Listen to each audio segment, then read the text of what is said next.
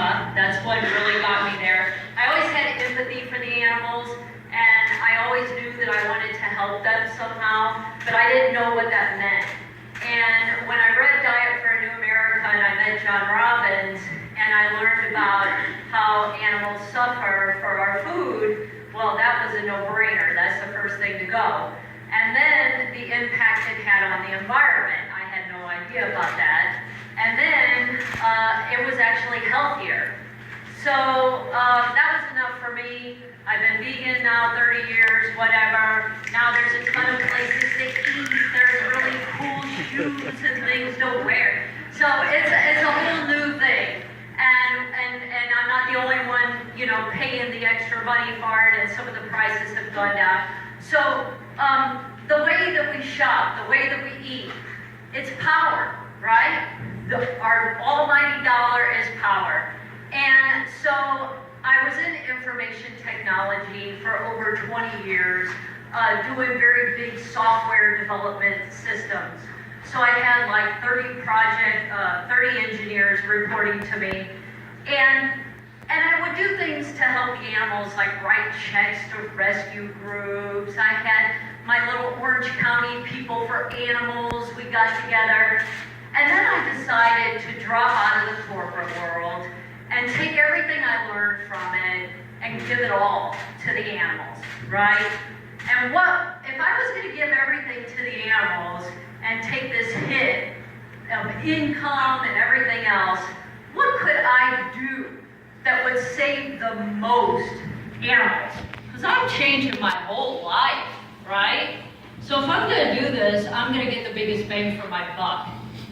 And what I realize is you can ask people. You can explain and teach, and this is this, and this is that. And guess what? At the end of the day, they still don't do it. Mm-hmm. They don't change. They don't do it. They don't listen. Ignorance is bliss. And it's easy. So I thought, okay, I'm going to change laws. If they're not going to do it voluntarily, let's hit them over the head with it. So, you have my website up? Okay, so this is my website, Social Compassion Legislation. I've been doing this as a volunteer for 12 years. I have one employee, and he's with me today. He is a lobbyist and attorney. Nick Sackett, stand up, please. Nick, all the way up, let people see you. So Nick was pro bono for 3 years, and then we decided to take the big jump, and so my group has always been little grassroots, and what money I raise go to lobbyists, because I learned early on when I started my group in 2007 that if you're going to make these changes, you have to go toe-to-toe with the big industries, the Cattlemen's Association, the NRA, the, puppy mill people, right? They're all organized. They all make money exploiting the animals, and they are big to spend that money to keep them safe, to keep exploiting animals. So I first went to Sacramento as this good Samaritan, do-gooder, I'm gonna change the world, and I got my ass kicked. And I was like, oh shit, okay, well this ain't gonna work like that. So that means I gotta raise money, I gotta get a group, and I gotta get organized. So I have a 501c3 and a 501c4. What's the difference? A 501c3 you can give money to and you get a tax donation. 25% of the money you bring into a C3 can go to lobby. But that's not enough. I want to do all lobby, right? So you got to do a 501c4. A 501c4 is like a political candidate.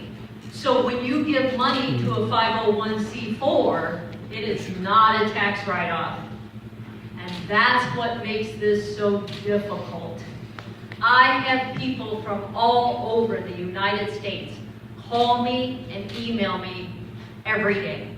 Every day. Judy, we want to do what you're doing. You got that law passed that bans testing on animals for cosmetics and personal hygiene products? Well, we want to do that. You kick puppy mills out of pet shops? We want to do that. How do we do it? And they think I'm going to give them like some magic words and it's going to happen? It took us 360,000, I think it was, to get the cosmetics bill done. So, listen, you are all so important to the equation. Why are you laughing at me, Nick? You are all so important to the equation. We can make change. We are making change. But you've got to do what matters the most. And put yourselves in the right place at the right time and do the things if you want to save animals. It's the only thing I'm into it for. That's it. That's it. Okay, so let's talk about it. When most people don't know what it takes to get a bill done, and it's a big old P in the A. But the first thing you do is you have to have an idea. I had 11 bills at the beginning of this year, which is crazy. Everybody said, what are you doing? You're never going to get 11 bills done. What are you, nuts? How did that happen? Well, we went shopping our ideas to legislators, and we had 11 legislators go, yeah, okay, we'll do that. What? Well, we weren't expecting that. We thought maybe we'd get 4 or 5, right?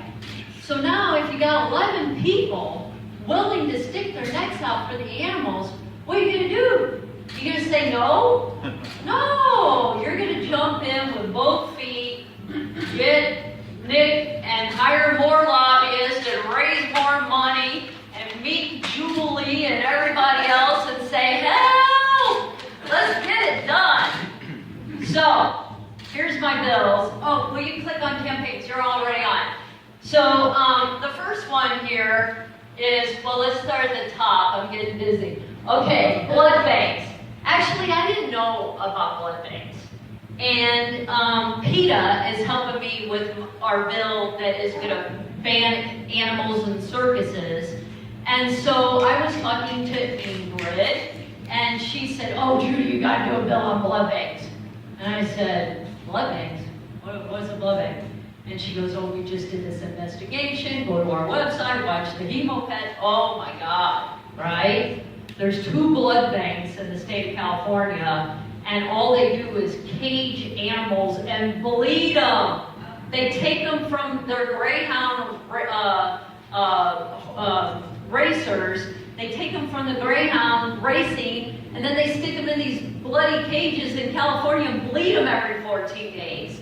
It's ridiculous. It's the blood source for all the veterinarians in the state for our pets to get blood. So anyhow, this opens it up for these community blood banks, and I can't get into the detail. I only have 15 minutes, and I've already digressed like 100% here. So I got to get back on track. So I'm going to speed through here. So we're doing a bill that's going to mandate microchipping of animals, dogs and cats that leave the shelter. We're still killing about 500,000 a year in our shelters in California. And so the solution is spay and neuter, microchipping, getting the animals home. I have a bill, we have a bill, AB 273, this will ban fur trapping in the state of California. No more trapping animals for fur, it's huge. SB 313 bans animals in circuses. 202 is the blood bank. AB 479 incentivizes plant-based meal options in K through 12. We wanted this mandated, but that's not going to happen because the money's not there. And so we had to incentivize. With some of these things, you want 100% and you have to move a little. Now, if there's movement that jeopardizes your whole point in doing it, then you walk away. But if it get, oh, I got 5 minutes, oh man, oh, I'm so bad, okay. Another one is the Deforestation Procurement Act. All right, I'm gonna stop, okay. So, all right, to get a bill through, there's 40 senators, there's 80 assembly members, 2 houses, Senate, Assembly, Governor. So, based on who you get to carry your bill, whether it's a senator or assembly member, that's called the House of Origin, the originating house. So let's say we have Senator Wazo that did our circus bill. So the first thing is it goes to what's called the Rules Committee. And the Rules Committee looks at the bill and says, this should go to public safety and this should go to business. So it assigns it to the policy committees. You could have one policy committee if you're lucky. You could have 2 or 3. And sometimes if they want to kill your bill, they'll double refer you or triple refer you because it's a way to make it so hard on you that they know that you'll get stopped. And that's happened to me in my lifetime, unfortunately. But so you go to a policy committee and then you go to a fiscal committee. Well, the fiscal committee says, does this bill cost the state any money? And if it does, how much? And is that over the threshold? And if it is, it goes to what's called a suspense file. And then you got to go through all kinds of shenanigans to get it off the suspense file. Sometimes you need amendments. Sometimes it's just, other things. But anyway, so fiscal, and then if you get out of there alive, you go to the floor for a vote. Now, if you started in the Senate, that means you need 21 votes. But if you started in the Assembly, that means you need 41 votes, right? Then, if you're lucky enough to get out of there, which 8 of our bills did, I told you we had 11, 3 died, 8 are on the move. So, and big votes coming off the floor. So you come out of the floor, you go to the second house. You start all over again. You go to Rules Committee. They're going to look at you. You might go to the same policy committees. You might go somewhere different. Then you go to the Fiscal Committee. Is it fiscal? Yes. Is it not fiscal? No. Go to the floor. Now, if there was changes made in the second house, you have to go back up to that originating to get what's called a concurrence vote. If there was no changes made here, then you go straight to the governor, and then he can sign or veto it.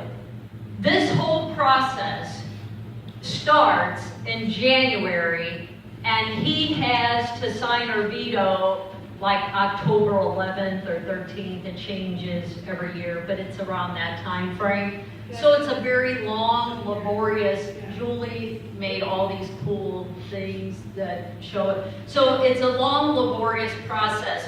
So how many more minutes? 2. Okay. All right.